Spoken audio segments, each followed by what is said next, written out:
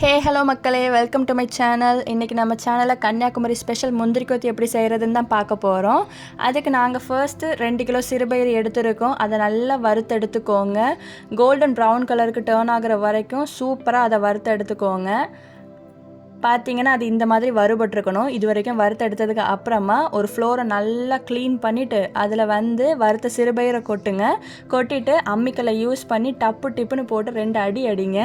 அடித்ததுக்கு அப்புறமா பார்த்தீங்கன்னா அது 2 உடஞ்சி நம்மளுக்கு இந்த மாதிரி கிடச்சிருக்கணும். இந்த மாதிரி அது வந்ததுக்கு அப்புறமா இதில் உள்ள தோலை நீக்கிறதுக்காக நம்ம முறத்தை யூஸ் பண்ணி அதை புடச்சி தனியாக எடுத்துக்கலாம்.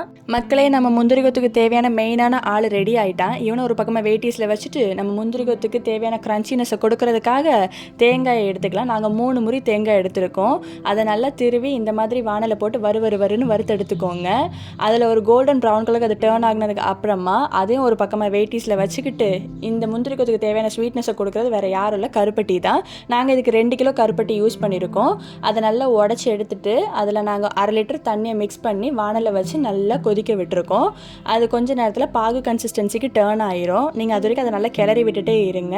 அந்த கன்சிஸ்டன்சி எப்படி இருக்கணும்னா கம்பி பதத்துக்கு இருக்கணும்.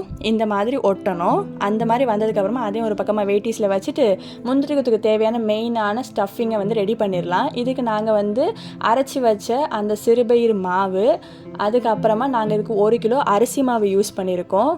அதையும் இதையும் போட்டு நல்லா கலந்துக்கோங்க. கலந்ததுக்கு அப்புறமா நம்ம வறுத்து வச்சுருந்த தேங்காயும் இது கூட சேர்ந்து கலக்கணும்.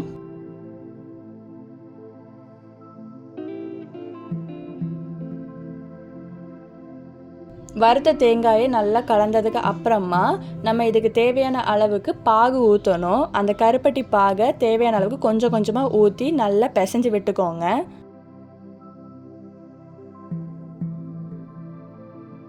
பாகை எப்போவுமே ஒரு அரிப்பு யூஸ் பண்ணி அரிச்சு ஊற்றுங்க. ஏன்னா கருப்பட்டியில் நிறைய தூசு இருக்கும்.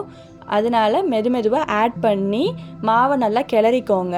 மாவு என்ன பதத்துக்கு வரணும்னா நம்ம உருண்டை பிடிச்சா கையில் நிற்கிற பதத்துக்கு வரணும். ரொம்ப தண்ணியாக இருந்துச்சுன்னா உருண்டை பிடிக்க முடியாது.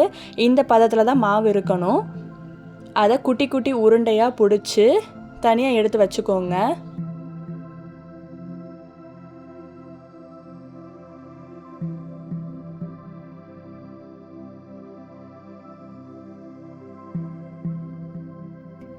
மாவு எப்போவுமே உதிரியாக இருக்கணும். அப்போ தான் உங்களால் உருண்டை பிடிக்க முடியும்.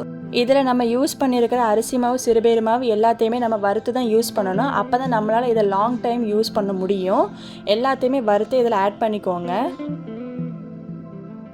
இருக்கிற எல்லா மாவையும் இந்த மாதிரி உருண்டை பிடிச்சி வச்சதுக்கு அப்புறமா தனித்தனி பிளேட்டில் ட்ரான்ஸ்ஃபர் பண்ணி ஒரு 2 to 3 மணி நேரம் இதை நல்லா காய விட்டுக்கோங்க. ஸ்டஃபிங் எல்லாத்தையும் ரெடி பண்ணதுக்கு அப்புறமா நம்மளுக்கு தேவையான பேட்டரை ரெடி பண்ணிக்கலாம். அதுக்கு ஒரு பாத்திரத்தில் 1/2 கிலோ அரிசி மாவு நாங்கள் எடுத்துருக்கோம். கூடவே 2 ஸ்பூன் மஞ்சள் தூள் ஆட் பண்ணிக்கோங்க. அப்புறமா கொஞ்சோண்டு உப்பு, இவ்வளோத்தையும் ஆட் பண்ணி தண்ணி கலந்து நல்லாவே மிக்ஸ் பண்ணிக்கோங்க. இது கிட்டத்தட்ட ஆப்பமாவு கன்சிஸ்டன்சிக்கு வரணும். அந்த அளவுக்கு நல்லாவே தண்ணி ஊற்றி கலந்துக்கோங்க.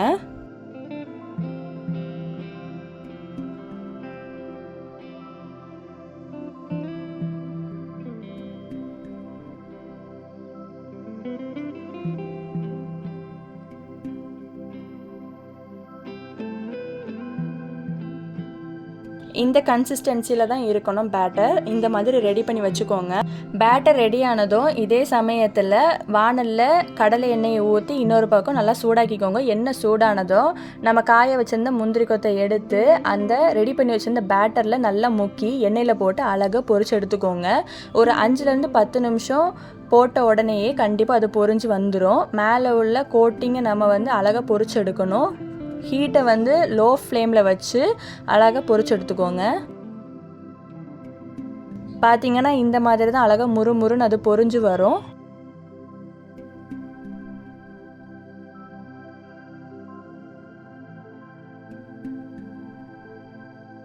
பொரிச்ச முந்திரி கொத்தி எல்லாத்தையும் எண்ணெயிலேருந்து வடித்து தனியாக எடுத்து வச்சுக்கோங்க.